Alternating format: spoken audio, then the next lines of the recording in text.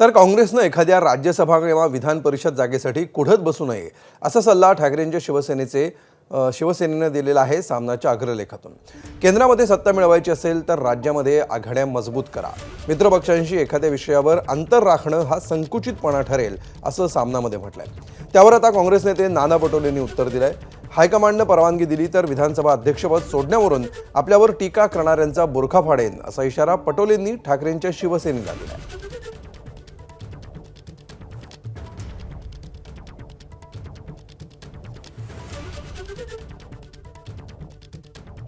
राहुल गांधी प्रधानमंत्री होणार असतील तर आम्ही नाही सांगणार की आम्हाला प्रधानमंत्री करा म्हणून शिवसेनेचा, किंवा शरद पवारांच्या पक्ष नाही सांगणार जाऊन की आमच्या पक्षाचा प्रधानमंत्री करा, किंवा अखिलेश यादवांचा पक्ष सांगणार नाही की आमचा प्रधानमंत्री करा, किंवा ममता बॅनर्जी सांगणार।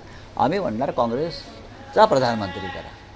अशा वेळेला प्रादेशिक पक्षांना प्राधान्य दिलं पाहिजे। तुम्ही राष्ट्रीय पक्ष आहात आणि आपण येणाऱ्या संधींचं समान योग्य प्रकारे वाटप केलं पाहिजे, हीच आमची भूमिका आहे। मला आणि माझ्या पक्षाला एक संयम आहे आणि काँग्रेस पक्षाचा विचार असा नाही की आम्ही आपल्यासोबत असलेल्या लोकांवर टीका करायची भूमिका आमची नाही।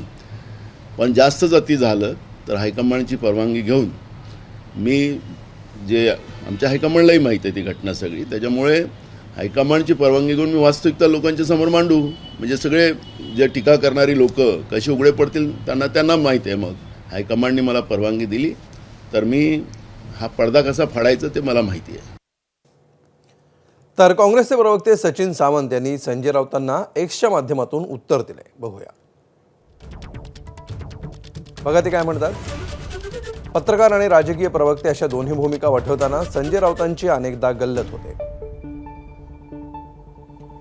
दुसऱ्यांकडे बोट दाखवण्याच्या सवयीतून 4 बोटे आपल्याकडे वळलेली आहेत याचा त्यांना विसर पडतो। दुर्दैवाने आपण जे बोलतो तेच योग्य असा त्यांचा गैरसमज झाला। आघाडीत इतर पक्षांचं मत असू शकतं, त्यांच्याशी चर्चा करणं गरजेचं आहे याची गरज वाटत नाही। एकतर्फी निर्णय जाहीर करायचे आणि नंतर काँग्रेस नेत्यांना शोधायचं हे आघाडीमध्ये योग्य आहे का?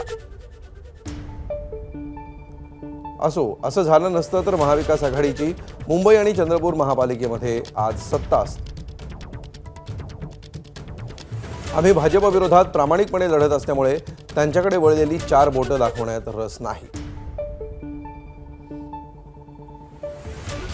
हम आह भी करते हैं तो हो जाते हैं बदनाम, वो कत्ल भी करते हैं तो चर्चा नहीं होता। एबीपी माझा, उघडा डोळे बघा नीट।